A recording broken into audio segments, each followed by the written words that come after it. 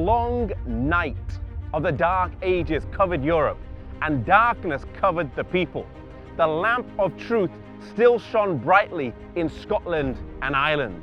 These two countries on the brink of the known world stood like a wall to resist the menace of advancing religious tyranny. Scotland in particular, like the Waldenses in northern Italy, found in her rugged mountains a fortress.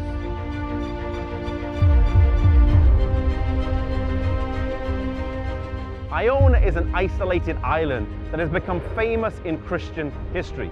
It became a central point to the Celtic Church for many centuries, preserving true biblical faith, teaching, educating, and sending out missionaries. The story of Iona starts with a man by the name of Columba, who was actually from Ireland and was born of royal descent. He lived in Ireland and worked there till the age of 32. And from the ages of 25 to 32, he is credited with raising up over 300 churches. Having a missionary spirit burning deep within him, he set sail from Derry in the year 563 with 200 of his companions and came to Scotland. They landed here in Iona, just off the coast of the Isle of Mull, in this bay, which is today named Columba's Bay. Despite finding a windswept and barren island, they built houses, planted crops, and founded a Christian school which would later attain the highest reputation for the pursuit of biblical study and science. The students had a well-rounded education, and in addition to their classes, they would spend time in physical labor, in gardening, in baking, in farming, and in prayer and singing. The students would frequently have to spend 18 years of study before they were ordained for the gospel ministry. It was not a monastery and they were not monks. It was a great mission training institute. The Bible was central to Columba and the school here in Iona. Columba built a church on the Bible and the Bible alone, and is credited with copying 300 copies of the New Testament himself with his own hands. Imagine how many copies his students and fellow faculty produced over the many years the school was based here on this little island of Iona.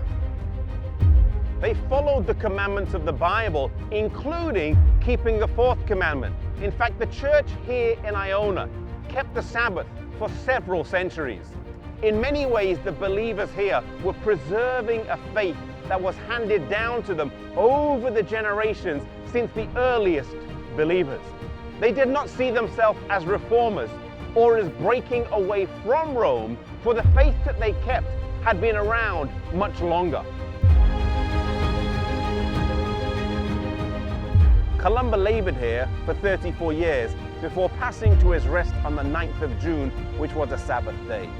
Iona would for many centuries be a leading center of the Celtic Church, sending missionaries out from the shores of Scotland flowing to the continental church. Columba's followers would hold this island for 641 years before they were driven out by the Benedictine monks.